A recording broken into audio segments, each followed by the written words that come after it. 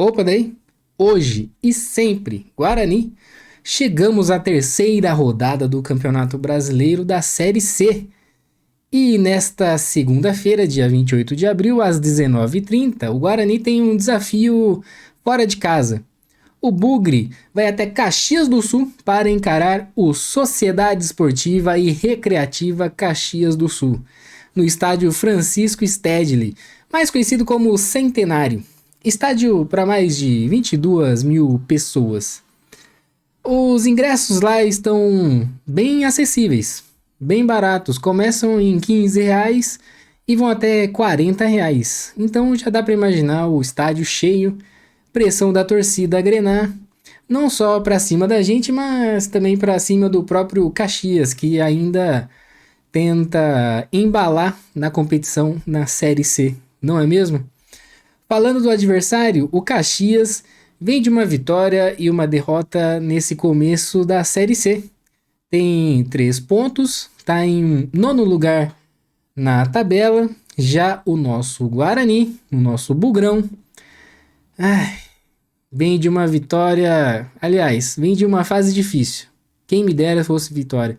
Vexame atrás de vexame. 0 pontos somado. Saldo de gols negativos e hoje amarga a 19ª posição na zona de rebaixamento para a Série D. É duro de falar, mas é a realidade, infelizmente. Agora o histórico entre os dois times, a gente vem com vantagem. Em 10 jogos contra o Caxias, foram 7 vitórias, 2 empates e só uma derrota jogando lá no Centenário. E um empate... que foi apenas um empate. Ou seja, é dia do Guarani honrar o passado, vencer fora de casa e começar a reagir. Aliás, o último confronto entre Guarani e Caxias foi na própria Série C em 2015. E que jogo, hein? Vitória de 5-3, hat-trick do gigante Fumagalli, um dia inesquecível. Agora, olhando para a segunda-feira, tem ingrediente extra nessa história.